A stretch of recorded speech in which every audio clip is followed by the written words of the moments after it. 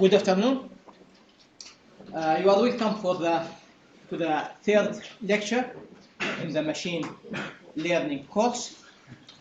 Before I start, I would like to mention that I have added the name and also the email address of the instructor of this course, Mr. Rashid Alabi. He's here. Yeah. So he can help you if you need some help in formulating some machine learning problems, mainly in programming with Python, so he can give hand for you if needed. Also, you can ask him questions related to the course. The topic today is the first topic in machine learning is regression and supervised learning. Actually, regression or curve fitting, in numerical we call it curve fitting.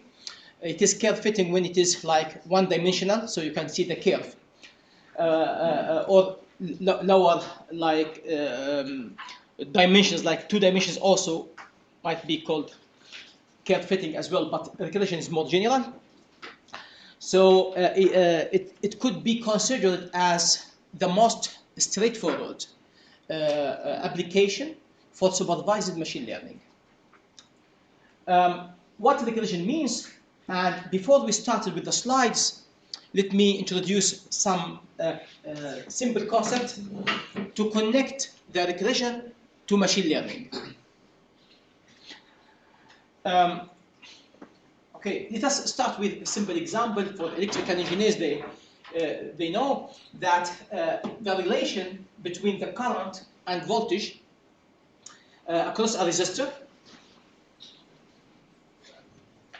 So we have voltage and current pass through this resistor R. Okay. So in laboratory, for example, when they start working with this simple like problem, they start to collect data.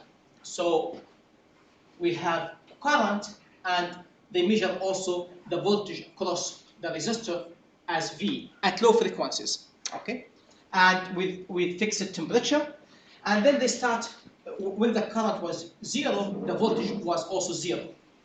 Of course, here we ignored the noise because there's thermal noise here, but we assume that we use not very sensitive voltmeter.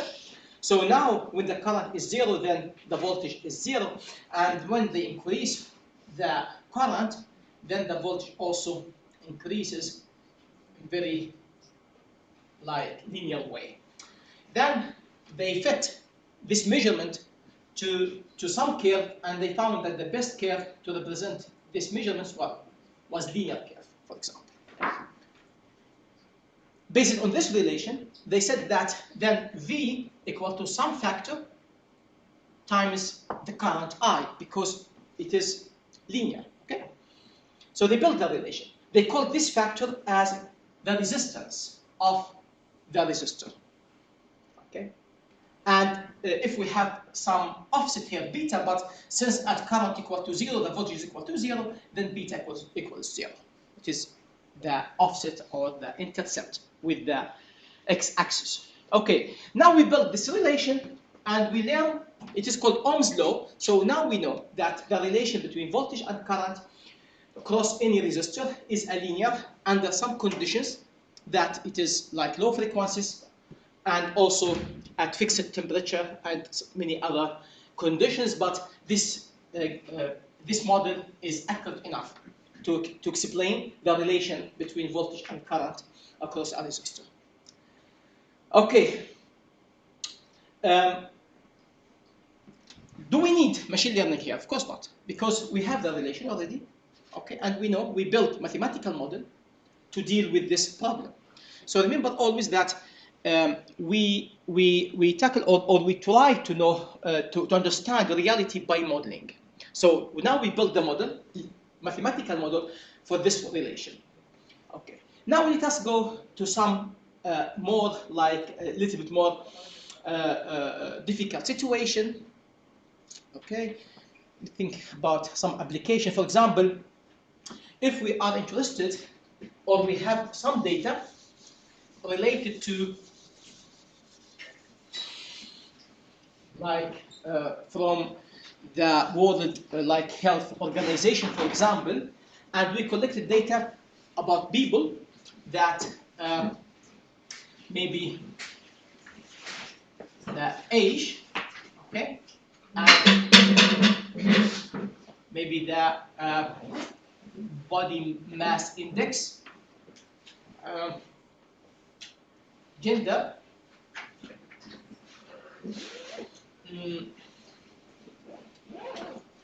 smoking or not, okay,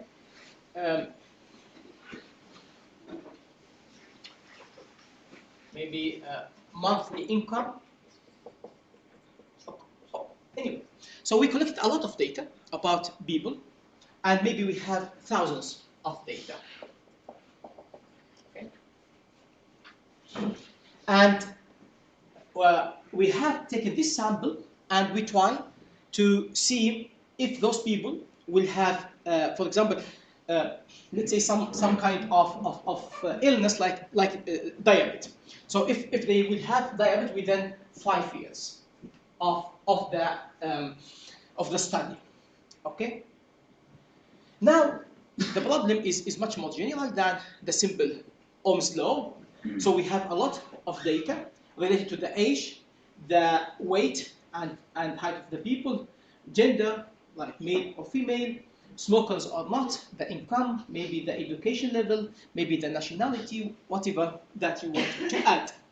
So now we have a lot of data, and would like to see that our machine to learn this data in order to be able to predict, for example, if we have a new input, not out of this data, and we give the information, then we our machine, if it was able to to learn the mapping between this information to this prediction of getting diabetes or not, if it was able to learn this or capture this relation, then it should be accurate enough that if we give new data about someone that we don't know, that then our machine will tell us that this guy, he has going to have diabetes within 5 years or not, or what is the percentage, that it might be 70% or 80% to get that diabetes. So in that case, this result is very important, because if for some people that they have more likely to have this sickness, then they should be more careful about their diets, for example. So now we want to build this relation. It is not that easy to build a mathematical model, clear mathematical model based on this data. And this data can be biased, can be noisy, maybe some information are missing, and so we have a lot of problems here. But still, we will discuss them later. So if we assume that the relation is still linear, so you may think that the relation could be built like the output y equal to, for example, if it is linear relation, so I will say that it is like, for example, alpha 1, okay, times this age plus alpha 2 times the body mass index plus alpha 3 times the gender, okay, plus alpha 4 times smoking or not, and so on. Okay. This is linear relation between the output and those attributes. Those are the attributes of our study. Okay. Output y, we can define for those that getting, for example, diabetes, like 100% diabetes is 1. Those 100% that they don't have diabetes after 5 years is 0. Maybe in between, that they are just on the border line. Maybe we can define some number like 0.9 or 0.7 and so on. Okay. So now, based on this relation, we like to find what here? We like to find alpha 1, alpha 2, alpha 3, and so on. So we are interested to find the parameters of this model in order that to minimize the error of this data. Once we found those parameters, then we can claim that our machine has learned this table or this database. So for this 1,000 entry, that we can represent them by this model. Okay. Those parameters can be somehow reflects the importance of every attribute. But remember that they don't have the same scale. For example, this age can be between, for example, 1 year up to, let's say, 100 years. So this number can be from 1 to 100. The body mass index also, it has different than from 1 to 100.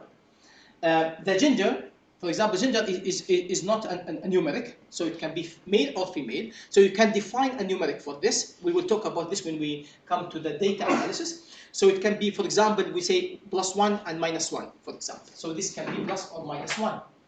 Smoking also, it can be like, if a smoker, then we can see 1, not smoking at all, 0. Maybe you can also define multi-levels. If you want more accurate result, heavy smokers, for example, and you define what means by heavy smoker. So if he, for example, smoke more than, let's say, 10 cigarettes per day, so he's heavy, or so you can define like 0, 1, 2, 3, some scales or the number of cigarettes directly here.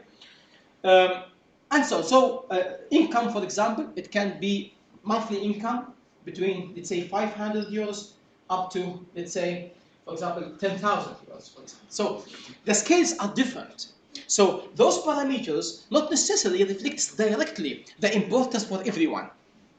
But still, if we make some normalization for everyone, for example, if you make for the age to normalize, means that you divide the age by the largest age or in the table. So you will have, let's say, from 0 to 1 here. Okay, and also for the body mass index, you can make it from 0 to 1. The gender also, of course, it is like 1 and -1. And in that case, we may say that this parameter reflects the importance of this attribute for those to get like diabetes or not within 5 years. Okay. This is the main concept. Before we go to the slides and to see how to do this mathematically, this is the main concept of the process of regression. Is it necessary that this model gives always a good result? No. Maybe the relation is not linear with everyone, or maybe it is not linear with some of those parameters that we don't know. Maybe there are some missing important attributes. Maybe there are some missing important attributes that we thought that it doesn't have that much effect on the diabetes, but it has, but we don't know it. So maybe there are some missing attributes, so that this didn't give good or enough accurate result. Okay, so those are very important concepts that we should understand about the regression. Okay, now let us start the slides to see what the topics that we are going to cover today. Okay, in this part, we will start with the linear regression. We will start with the very simple or the simplest case when we have only 2 parameters. Then we will generalize this to n dimensions, and we will show how to make computer implementation to solve general problems. Then we talk about nonlinear regression and how to solve nonlinear regression problems using linear equations. We call it transformation trick that we can do. Then next lecture, we talk about the neural networks, where we can go through the different kinds of neural networks, like backpropagation neural networks, deep learning, and how to use them in pattern recognition and in classification. Then finally we will talk about the concept or the conceptual rule of learning of data size, and also some general view of supervised machine learning. So this will be, the topics will be covered in the second part in this course. Hopefully that I will be able to cover those in this week. If not, then we continue with the topics in the next week. Okay. You will see that during the discussions and during the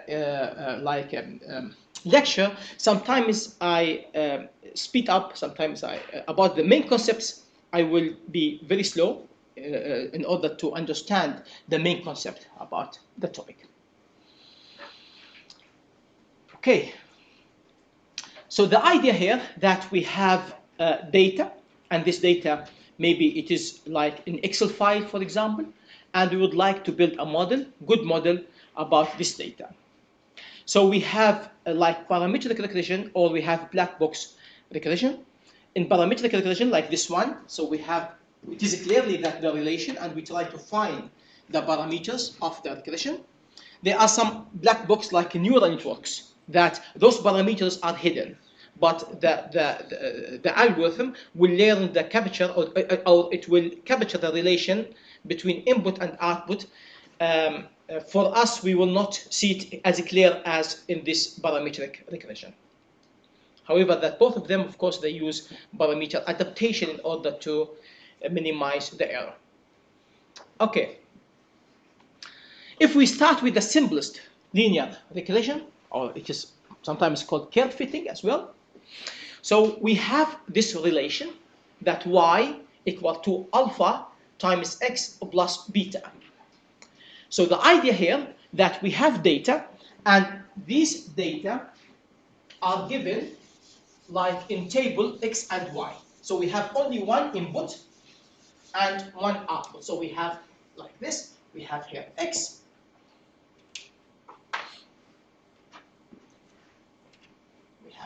and we have the output y. Okay, so we have x1 gives y1, x2 gives y2. So these data are, for example, observed or measured with some measurement device. And we believe that this relation, or at least we would like to start with the simplest model, that this relation could be represented by a line, that y equal to alpha x plus beta. You can see here that alpha represents the slope of this line, and beta is the intercept with the x-axis. Okay, so if beta is large, is not zero, then it will be like to the right direction, or if it is negative, then it will be in the left direction of the x-axis. So this will be, you can see, we might have different lines depending on alpha and beta, depending on alpha and beta. Okay. Now the question is, based on the data available, what is the best alpha and the best beta that represents the data? This is our question. Okay. Now we have this data. So for every x, we have corresponding output y. Okay. So if we take this xi and yi, so you can see this is the point. It is not necessary that you will be able to find a line that it will cross every point. So now we put the line somewhere between data, but our aim is to minimize the errors between these points and the line. Okay. So we need to use some norm of those errors. For example, if we have this line, and then we have this point here, and we have this point here. So this is one measurement. For example, x1, it gives y1. The second measurement, x2, it gives us y2. Assume that the error here is equal to, for example, e, okay? And the error here is also, the magnitude of the error is also e, the same error, okay?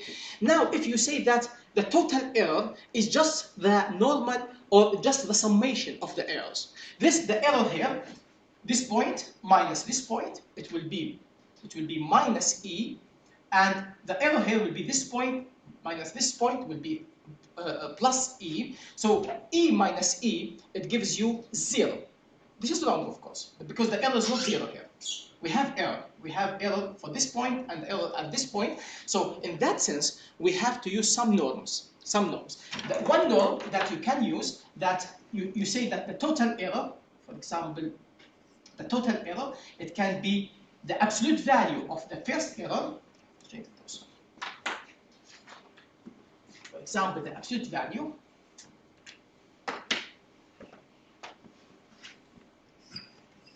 E1 plus E2, for example.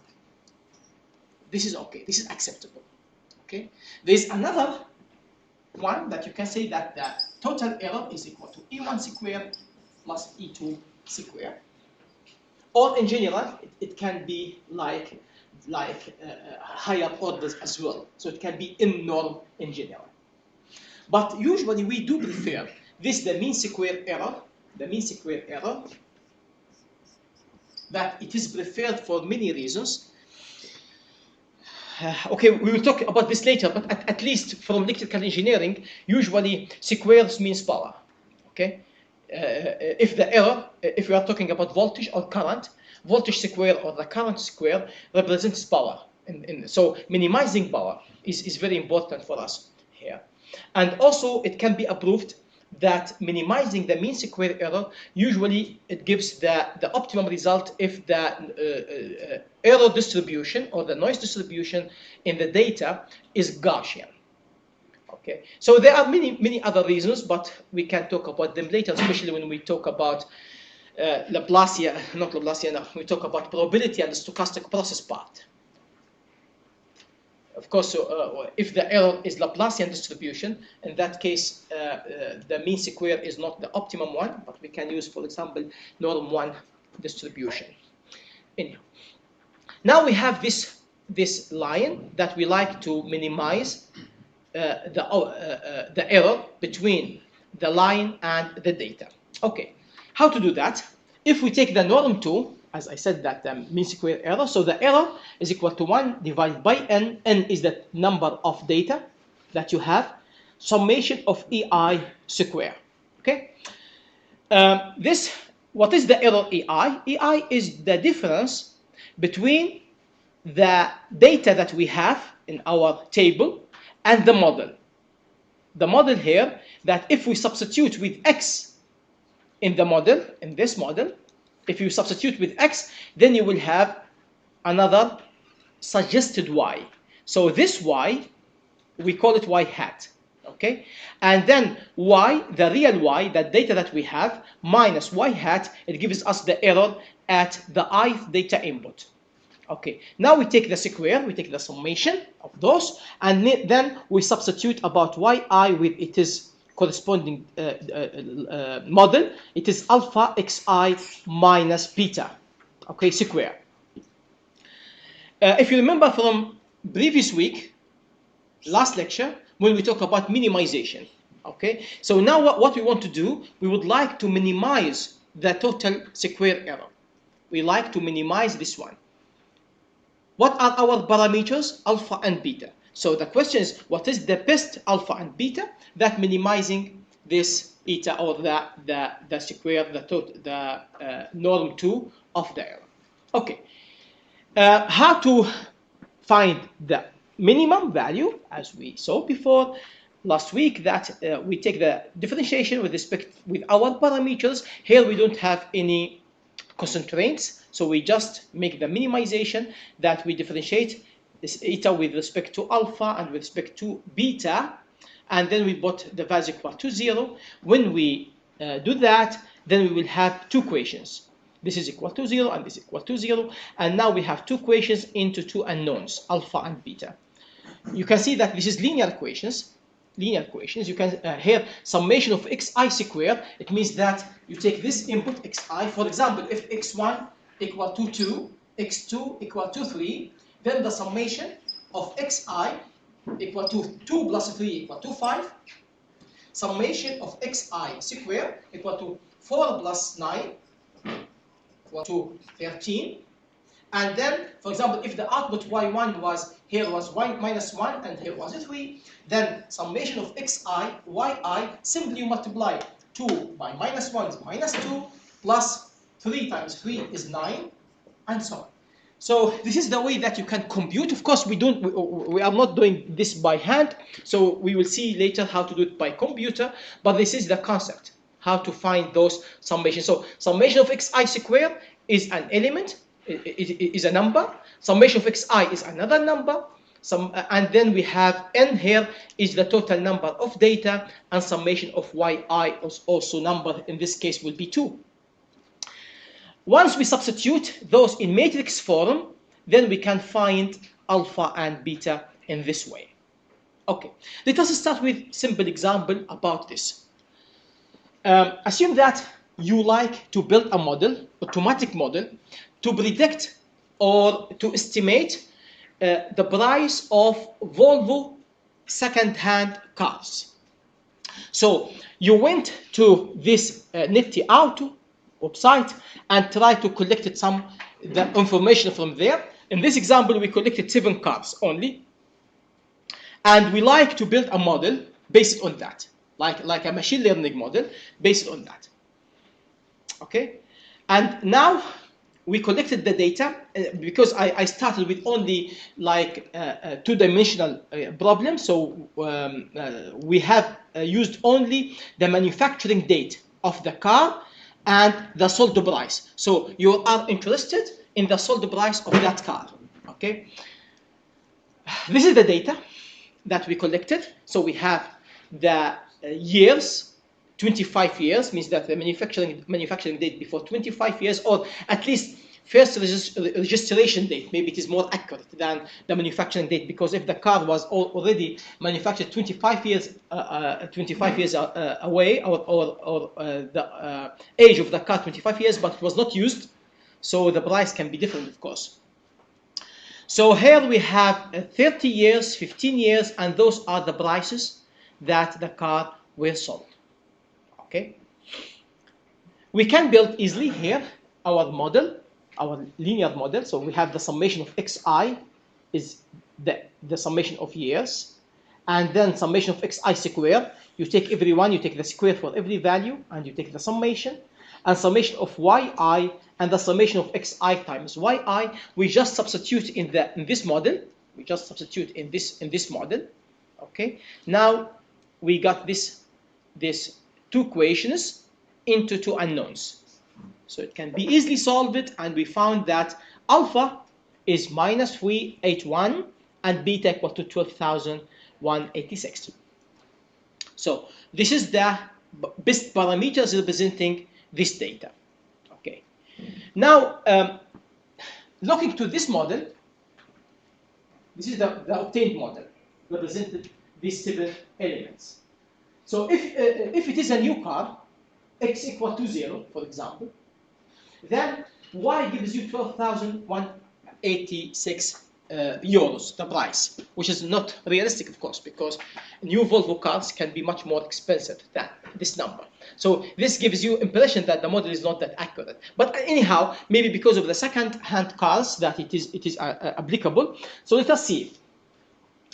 This is the data that those blue points represent the data that we have, and this is the best line that you can obtain based on this data, based on the norm 2 or the mean of the square errors.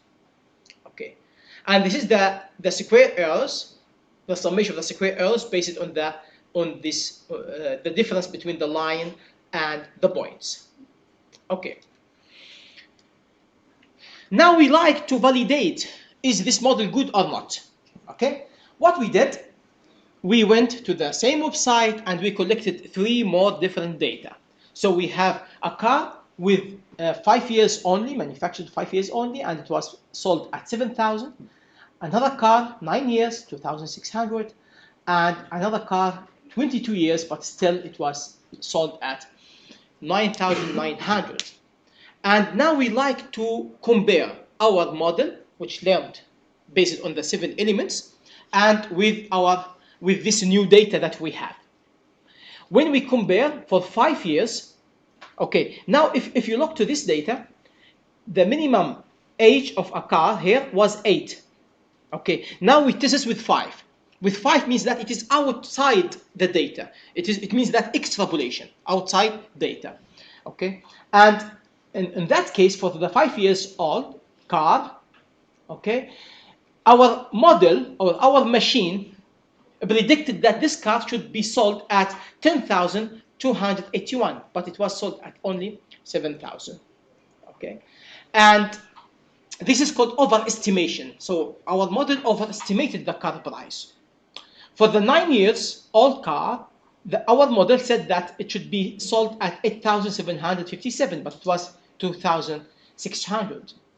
And for the 22 years car, our model said it should be at 3,800, but it was sold at 9,900. So it is underestimation.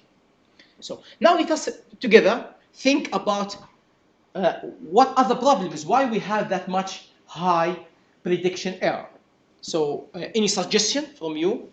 Yes? We need many factors.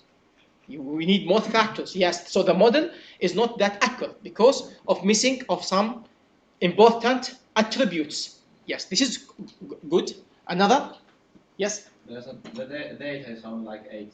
Yes, it's a very important reason also. The data is only a small set of data. Maybe it was not enough to capture the real relation. Another reason? Is the years, is the how old the car is, it's not that like good predictor for the... Yes, this is the risk factors. So we need more attributes. Yes, this is the first reason that we might need more. For example, the general shape of the car. Maybe this is 5 years and it was sold at 7,000. Maybe it has a crash or something bad in the car. So it was missing this information. So another reason, third one. Just suggest. So I think the data that are collected even though we collect a lot of data, we need a good, manipulating for data.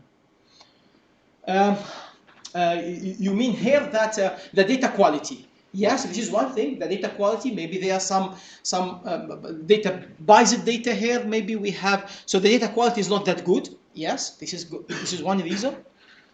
Model itself, linear model might not be that good. Maybe the relation is not linear. Okay. So you can think about many other reasons. For example, it is biased or erroneous data. The data size is very small, as you mentioned. Modeling error, so the error is not linear, maybe quadratic, maybe cubic. Okay. Lack of more critical information from the data. So you can also think about other reasons. So we might have different reasons that our model was not that good.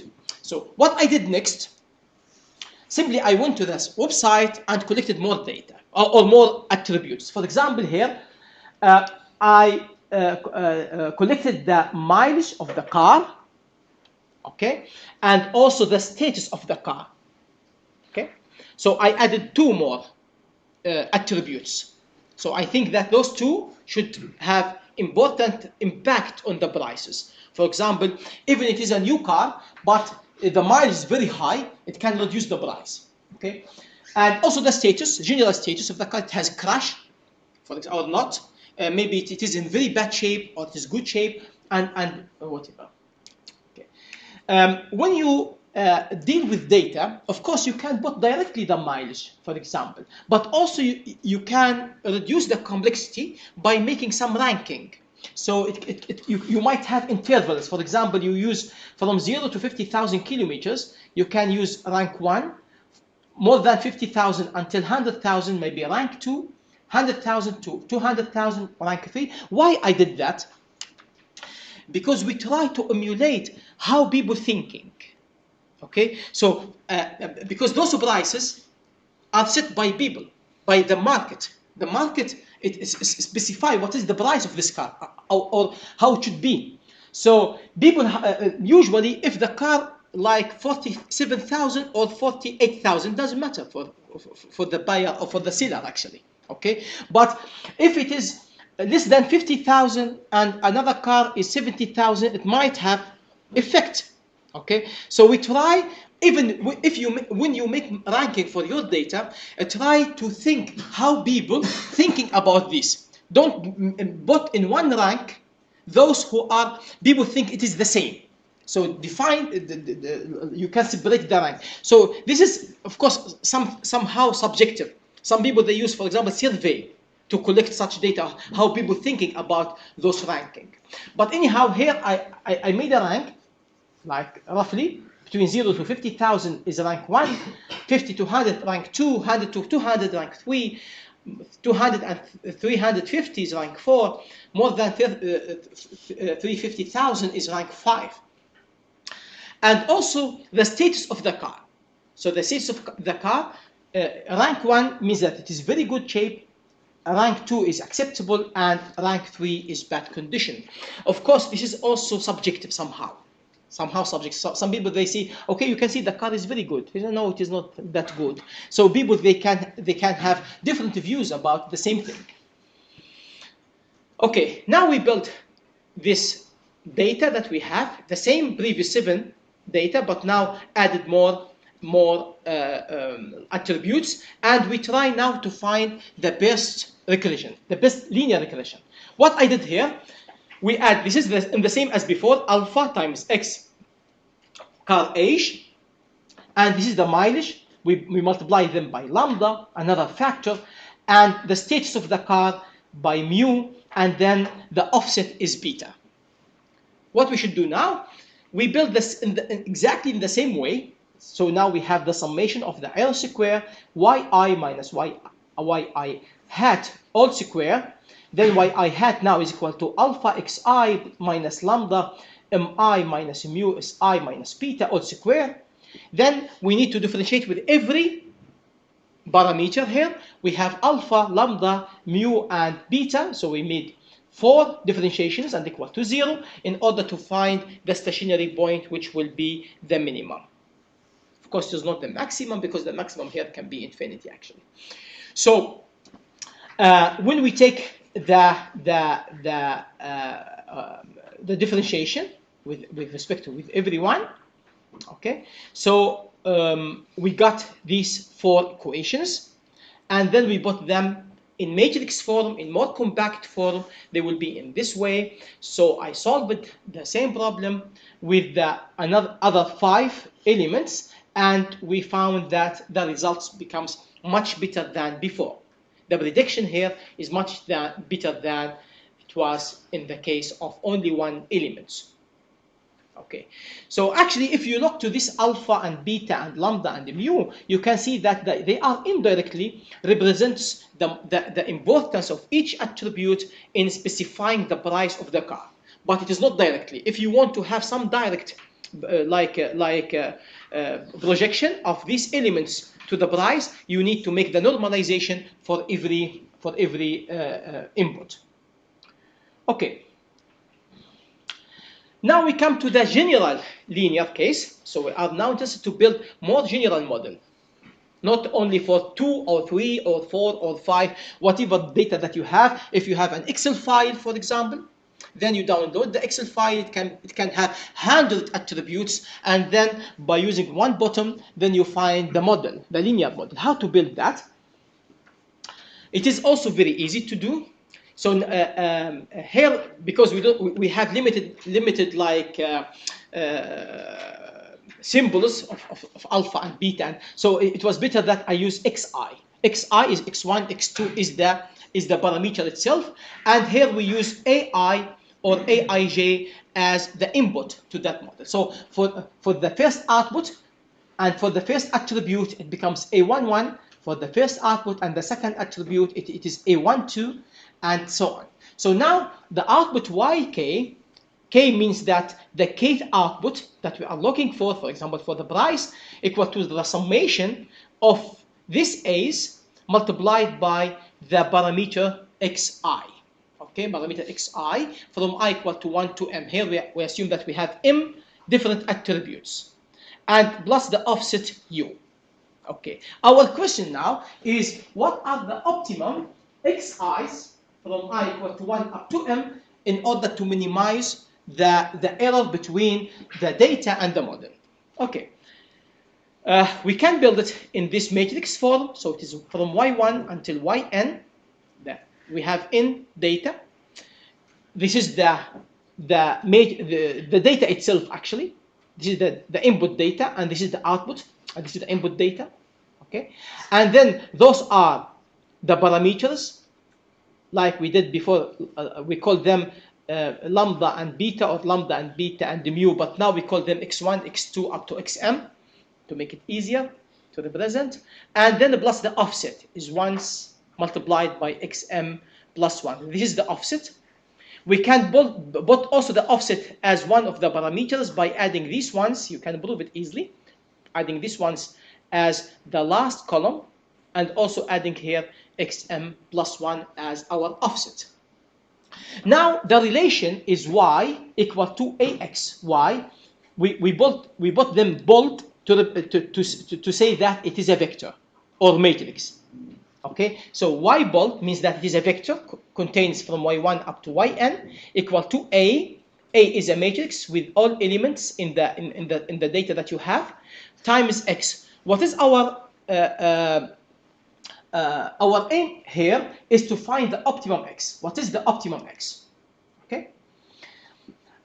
We also repeat the same procedure as before. So the total square error equal to the summation of yi minus yi hat all square 1 divided by n. So it is exactly the same procedure, but here we convert it from scalar to matrix form. So it is y minus y hat transpose times y minus y hat. Just to explain this for those who maybe forget the vector analysis. So if you have vector, like let's say, like y1, y2, and y3, okay? You have this vector, and this is y bold, okay? So this vector it is clear that you have here 3 rows and 1 column, okay? So y transpose, to make it the transpose of this vector, it becomes like y1, y2, and y3. This is the y transpose. Then y transpose times y equal to what? You can take this one, it is y1, y2, y3 multiplied by y. It is y1, y2, y3. So we multiply every row that we have by every column. Here we have only 1 row and 1 column, so the result will be y1 times y1 is y1 squared, plus y2 times y2 is y2 squared, plus y3 times y3 is y3 squared.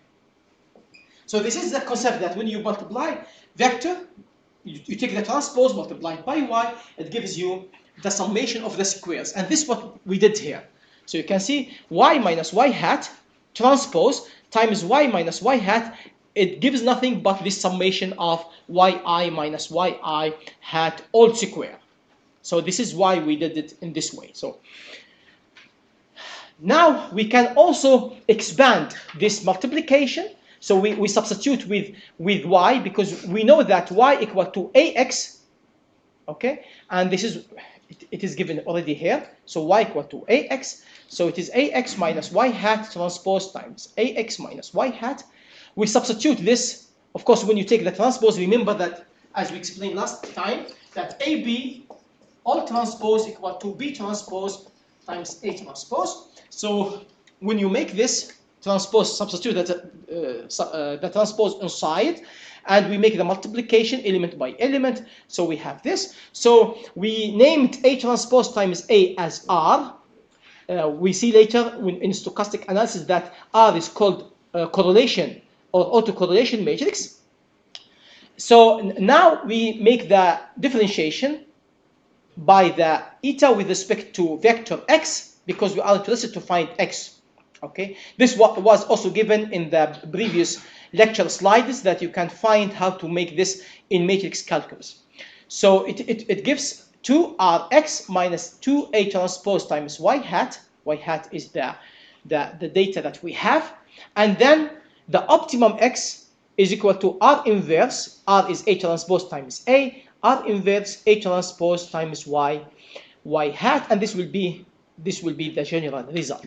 So this can be done easily with programming packages, so you don't need to do it by hand, but it is available already in almost in every programming package, like in Octave, in MATLAB, in Julia, in Python. Almost any programming language you can find this inverse, how to make inverse of matrices. Okay. Now I apply the same with our previous example that we had, the last previous example that we have A. This is the age of the car, the mileage and the status of the car. And here we have the ones to represent the offset. And then we built R equal to A transpose times A. Then we have this matrix. Then we have R inverse times this is the R inverse times A transpose. It gives us this result, which is exactly the same as the result obtained before. But now it becomes much easier. Okay. So now if you have, for example, Excel file, for example, and you have data on this Excel file, what you need to do, if you have data, regardless the number here, can be even hundreds of attributes, and then you are interested in one of these data, you want to see it as an output. Okay. You can read this Excel file first by using, for example, in Python, for example, reading the Excel file. What you need to do, you need to be careful about at least two things.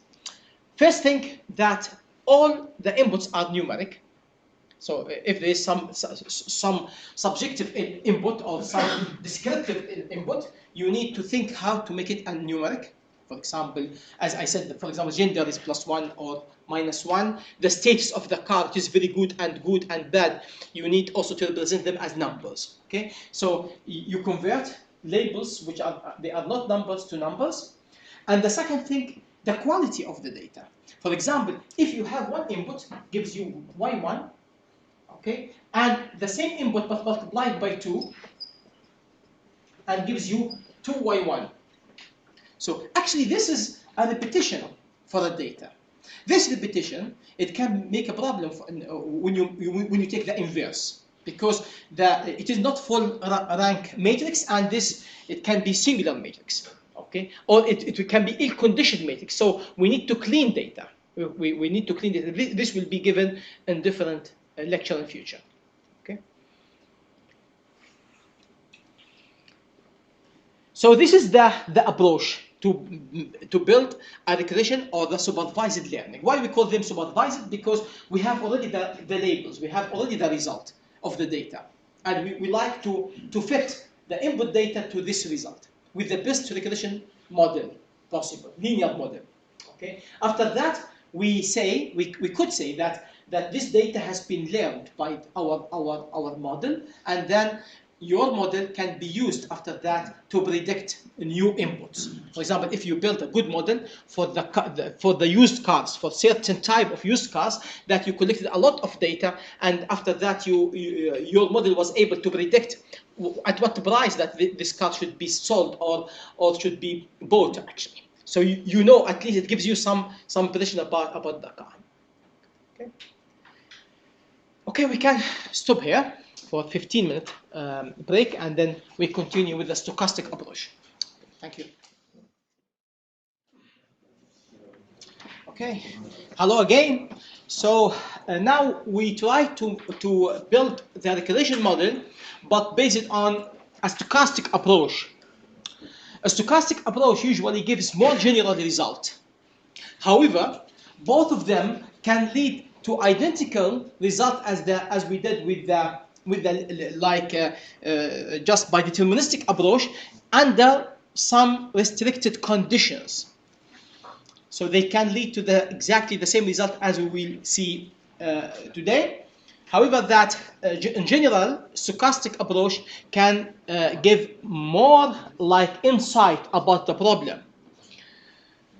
Okay, for example, if you know what is the stochastic or statistical properties of data, so you don't only rely on the measurements, okay? Or if the data that you have, they have some correlation between the inputs or between the attributes, this might affect the regression result.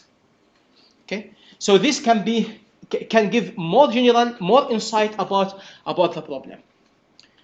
In these slides, we will talk very in very rough way about the stochastic approach, and we will see some general concept. But in the third part of this course, we will go in more deep how to represent this stochastic approach in the regression. And like, for example, when we talk about naive Bayesian or other algorithms. Okay, now we can build the model in this way. So we have y, it is in the same way that we defined before. So we have y is the measurements that we have, or the outputs that we have, equal to ax. This is the model that we have as defined before. But now we added here w. W represents the noise or the bias in data or in the measurements. So when you make a measurement, usually we have some percentage of errors. So these errors are random usually, because if we know them, simply we can remove them. But we don't know this noise and or this disturbance or this biases in data, so we represent them by another factor as w. W usually is zero mean, because if we assume that it is not zero mean, it has some mean, for example, known mean, then simply we can add it to the offset. Okay? If the mean of this w is not zero, and we know the value, of course we can just add it to the offset of this linear model. But here we assume that it is zero mean, and in many applications it is enough to say that it is Gaussian distribution or normal distribution, and we will see in part 3 why this assumption can be justified. Why this assumption of normal distributed noise or Gaussian noise can be easily justified in many applications. Okay. However, since now we have like y is a random now, y is not just the measurement value, but it contains part of it as a measurement that we don't know, but it is like there is noisy data. So data here is not there's a noise with distribution w. So the actual data that it is hidden is ax, but because of the measurement we add this w. So what we have the noisy measurement. Okay, since the measurement is noisy, then y becomes now not deterministic anymore. It becomes like a random process. Y now is a random process. When we deal with random process, we need to take always the expectation. Expectations means that we make some averaging of the input. We will talk about all these in details in part 3. Okay. Many students assume this part 3 is the most difficult part in this course because there are a lot of stochastic and probability theory there. Anyhow, so it is the expected value of these values. So we just substitute with y with ax plus w minus y hat.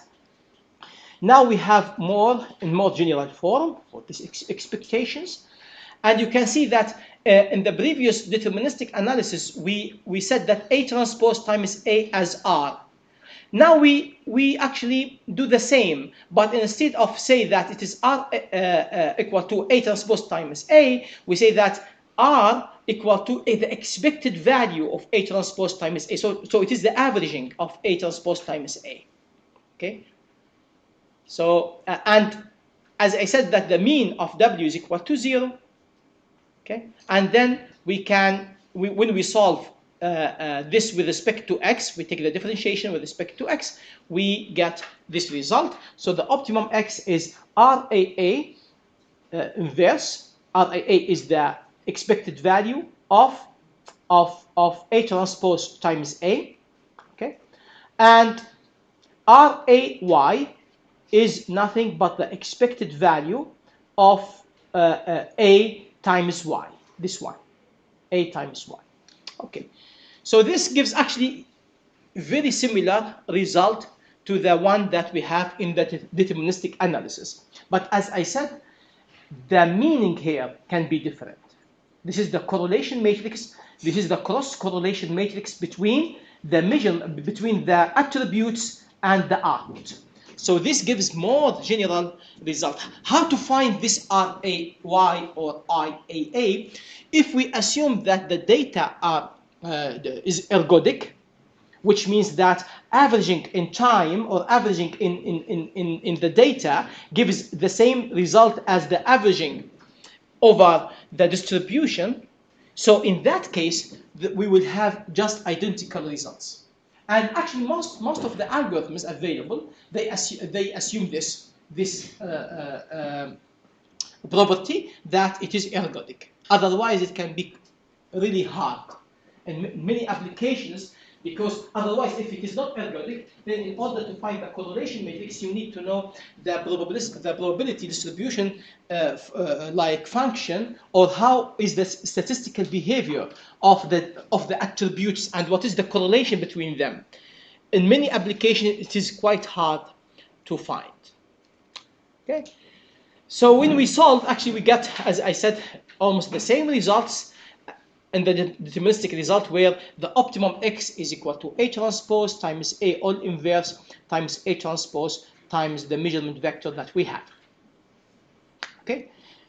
How to find this value? In MATLAB, in Octave, Scilab, they use this pseudo-inverse. So you put only the matrix A and you use this command, bnv. It gives you directly the same result as this one. So actually, when you have A, you take B inverse of A and you multiply it by your data directly.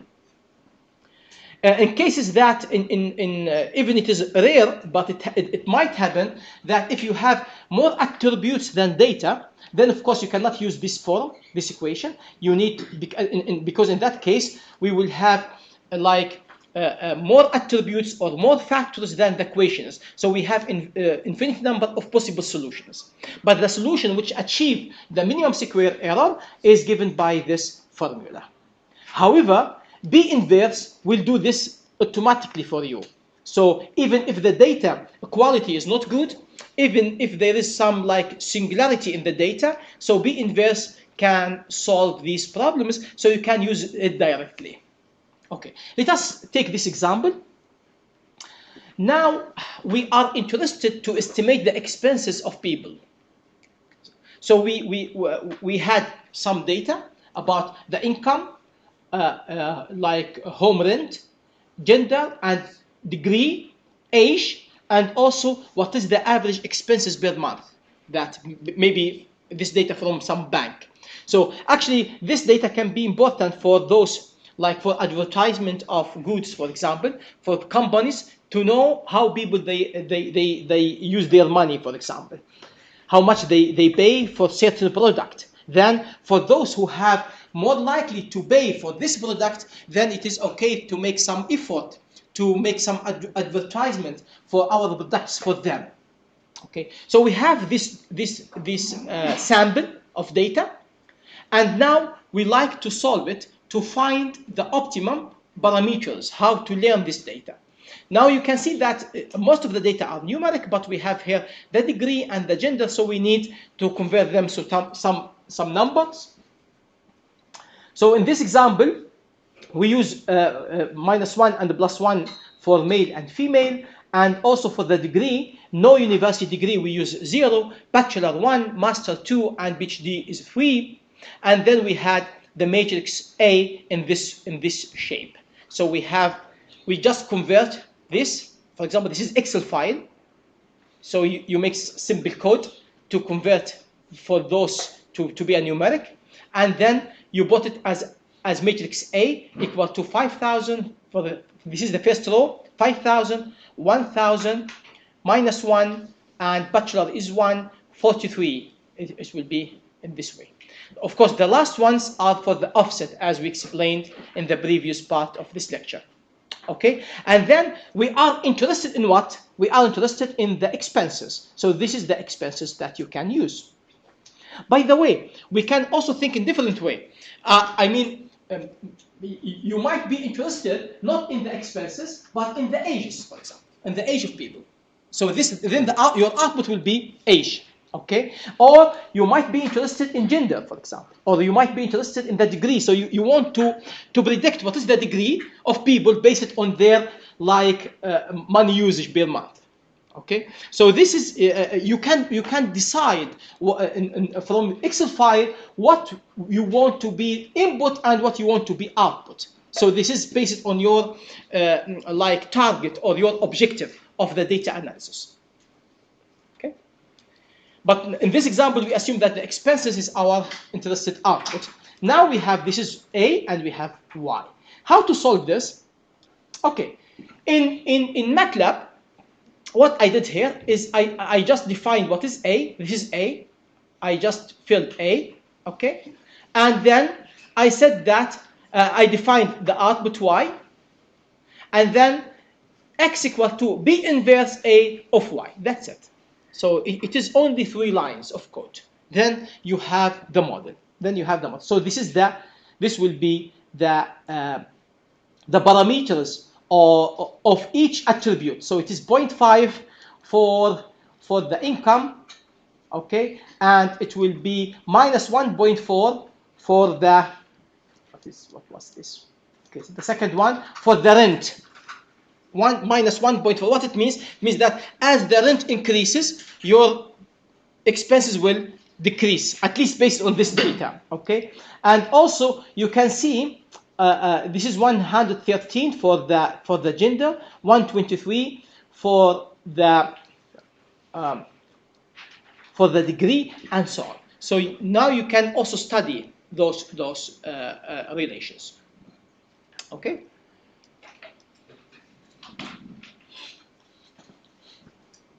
As I said that now we solve it based on deterministic approach or a stochastic approach with assumption that the attributes that they are uncorrelated, and also with the assumption of ergodic data that we have. Those assumptions can work for some times, cannot work, might not work for other applications. And this is actually one of the purposes of this course, that we should come to the point to think deep. When our algorithms doesn't work with certain application, then we need to think what are the reasons for that. Okay, with Octave, actually Octave is just very similar to MATLAB.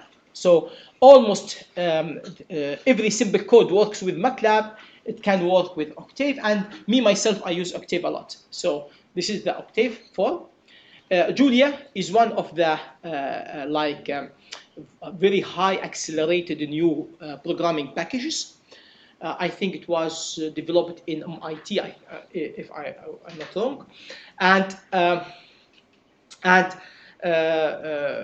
the packages, they are increasing all the time. So many people suggest Julia because they say that, or they claim that it is faster than Python. But still, of course, Python, they have a lot of packages and they are more mature than Julia. But it is, you can see that it is almost also the same like we did in Octave. Okay. Okay, now as a comment, if you look to the previous example and previous result, so what factor that or what attribute it has the highest impact on the monthly expenses? So try to think about it by making normalization of every input. Okay. Okay, now what are the data sets for supervised learning? In supervised learning, we have the learning or training set, we have the validation set, we have the test set. How it works?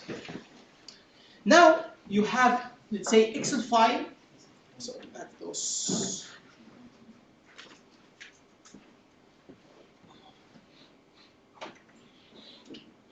Okay. Now you have some Excel file of some database. You have attributes, and then you are interested in certain output that you want your machine to learn this data, or to build some model based on the data to capture the relation between input and output. Okay. Now we have this data, maybe from 1 to, let's say, hundreds of data. Okay. What we need, this is very important. We need first to have some set to make the training. Training means that we use some set of this data for the building the model. For example, the model, whatever was linear or non-linear. So we have some model that y equal to some factor of some function in the attributes, like attribute 1 until attribute, for example, n, if we have, or m attributes.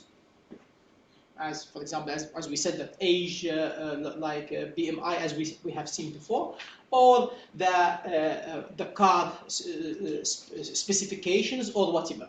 So we have some relation between the desired output that we are looking for and the attributes. And now we want to build accurate model based on this data that we have.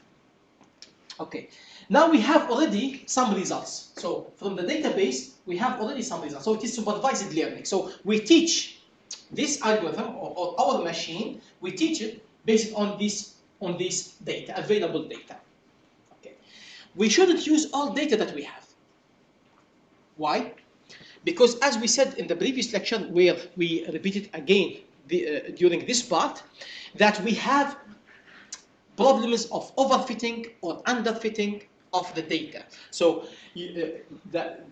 how could we know that this mapping is enough or not? How can we know that this linear relation assumption is valid? For example, to say that the data is just linear relation, as we have seen before, like a11 x1 plus a12 x2. And is this linear relation is good enough or not?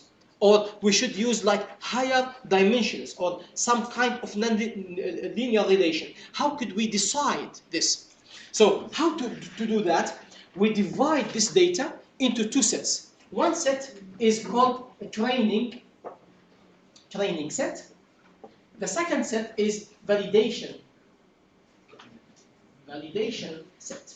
Okay? So we use some of the data for the training, and then we validate our algorithm with some other validation data that were not shown during the training. So we have some new data that we can use. Okay. What is the percentage that we should use upon them? It depends on the complexity of the problem, depends on how many that you have already data, and so on. So, but in general, it can be like 70% for training, 30% for validation. It can be 50-50, it can be 30-70. So there are different rules actually. And what is the best one depends on the problem, depends on you. So this is what you will get during the experience. During the experience that you will know how to divide your data. So there is no best rule in this case. Okay. Once we have the training set, for example, we use 500 for training and we use 400 for validation. For the validation, it shows that the algorithm is perfect, for example, or is very good for the 400 validation test. So then we repeat again the whole training with also, we take both of them, training and validation, we use all of them in the third phase, okay, for the training. So remember those three phases. First phase, building the model based on the training. Second phase, validate the model based on the validation set. Third phase, repeating the learning again or the training again, using both training and validation to get as good as possible like model. Okay. Once we have trained model, and now we have the trained model in the working. Okay, so we take the model to the work site, and now it is in the test set. So during the working, we can have some assessment all the time about how the model was working and how to increase the experience of this model. Remember always that junk data gives you junk model. So the quality of the data is very important. There is another thing also extremely important, is the balance between data. Balancing between data is very, very important. What I mean, assume for this example, for this 5 years prediction of the diabetes, based on some data. Assume that you have 1,000 patients tested, but after 5 years, we got 800 patients that they were not affected by the diabetes. 800. Only 200 were affected. Okay. Now there is no balance between data because 800 not affected, only 200 affected. So if you make those, if you take the training set randomly, because usually we divide the data in a random way. So we divide the training set randomly between like training and validation, and assume that you take 500 for training, and because it is a random action, so out of 500 in the training, we had only 50, they got, for example, affected by the diabetes disease. So for 50 or 60 affected, the others are not.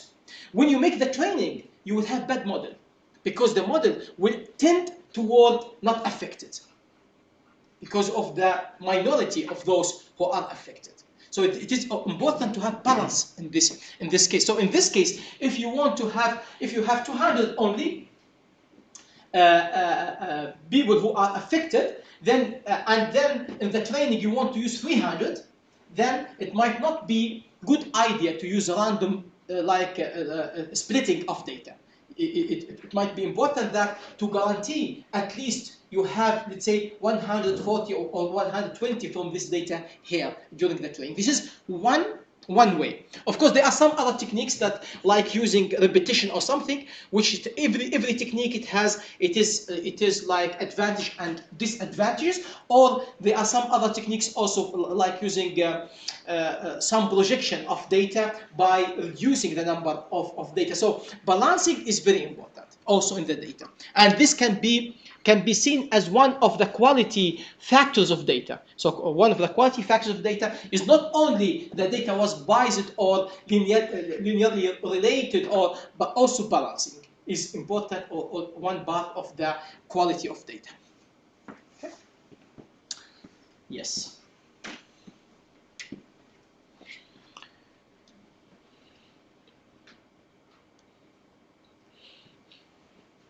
So here we mentioned about few parts of the quality of data, but I think in part 5 we will have one lecture about the quality of data and how to remove the similarities and redundancy from data. Okay, you can see here in this figure that if we have a training data used for training, okay, and this is the complexity of the learning algorithm. Complexity of the learning algorithm reflecting, for example, if it is linear. If it is linear, then how many parameters that you use for linear regression, for example. So as you increase the complexity of the learning algorithm, then the average error of the training, it can go until 0. But remember, 0 error is not good in the learning. 0 error is not good. Why? Because 0 reflects that the model has memorized data, not generalized the data. As I said, for example, we mentioned this in the previous lecture, but we repeat it here again. So assume that we have this relation, that we have input and this is the output. The relation that we don't know, this relation, so it was something like that, for example. But we don't know it. We like to capture this relation based on measurements. So in the measurement, because the measurements are noisy usually, so we have some point here, some point here, maybe some point here, some point here, maybe there's big error here, this point here, and point, and so on. Okay? So this is the measurement that we have. This is the measurement like x1 and y1, and we have this measurement like x2 and y2 and so on. We don't know, this is unknown for us. This relation is unknown. We don't know it. Okay. Now if you increase Why we have these fluctuations of data? Because of noise, because of bias, because of disturbance, because of many things. So when we use like very high complex algorithm in order to capture the relation until we got zero error. What is the zero error here? Error is based between the model that we assume or the model that we construct is the difference between the model and the data. When we make the error equal to zero, what it means that our model, it might work like this one. So it is zero here, zero, zero, 0, 0, 0. So if you can see, it is 0 at every point. But actually, it is very bad model. However, we got 0 because it is called memorization effect. So it is overfitting. Overfitting. So our model learned not only the model, but also the noise, which is not good. Okay? And other model, it might be another better model. It can be something like that, for example. For example. So this model, the red one, is much better than the model which has 0 noise. So remember that 0 error is not necessarily that it means that is good. Okay? So usually we avoid 0 actually. We avoid 0. So some people, when they make training, for example, with the neural networks, if they got 0 error, then they should reduce the complexity of the neural networks. They should reduce the number of hidden layers, reduce the number of neurons, because 0 error for the training is not always good indication. Okay? We are more interested in the generalization of the model, not memorization effect. So we are not interested in underfitting or in overfitting of the algorithm. How to test that? How could we know that? Is it memorization or it is generalization? Simply by using the validation data. So by validating this model every time, so if the error is high, this is now for the validation, not for the training. The red one for the training, not for the validation. So as we increase the complexity of the model, we got less error until at some minimum point, then the errors start to be increased again. Even for the training, it was going to 0, but for the validation, it starts to increase, which reflects the overfitting problem. Okay, where is the optimal model? This one. This should be the optimum model complexity, which gives the minimum error at the validation. Of course, it is not very general conclusion, because also depends on the data and of the validation.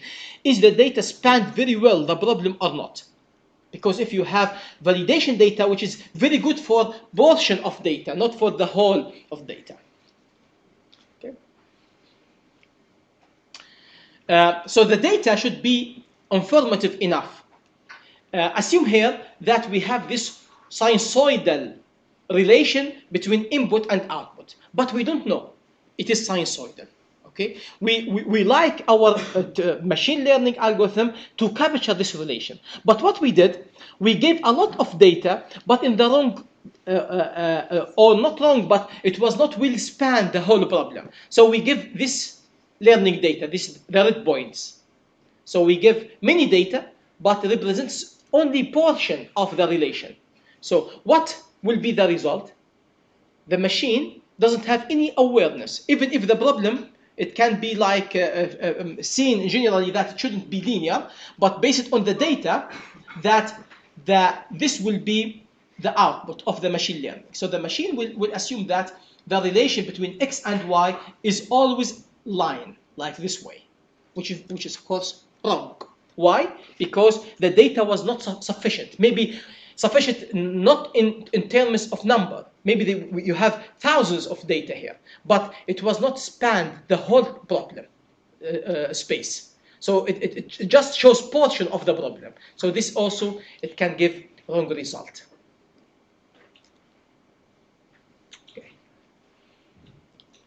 Okay, the last thing that today, that about nonlinear regression. As we said, not always that linear regression is a good model to represent data. So many times that we have hiddenly some nonlinearities in data that it cannot be captured by using any linear direct linear relation.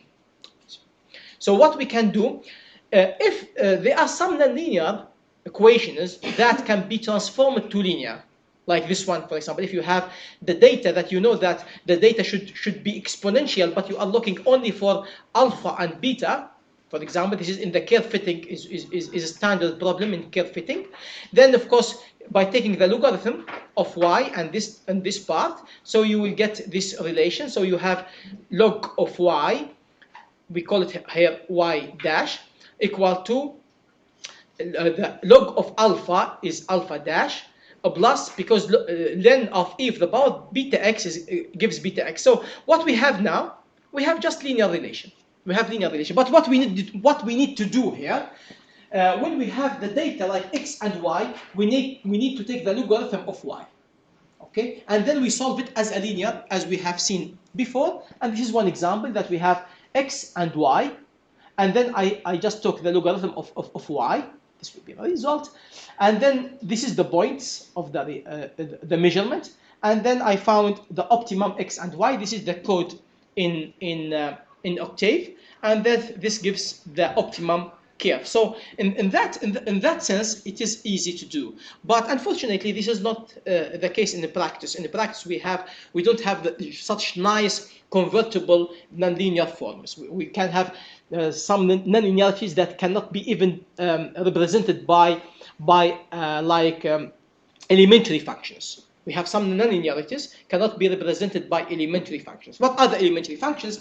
Trigonometric, for example, or polynomials, or sine and tan, and those, there are some nonlinearities that cannot be represented in accurate way with normal elementary functions.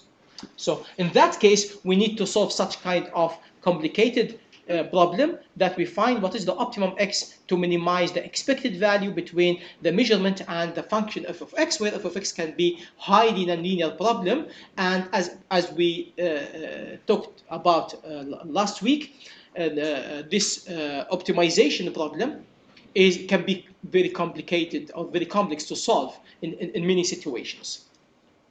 Okay. Okay, from nonlinear to linear, this is one very, very important part in machine learning, and we will explain it in more details tomorrow in the next lecture. And then we will have also one part related to the support vector machines when we will talk more about this conversion. Okay, for today that's all. Thank you very much. If you have any questions, you can ask.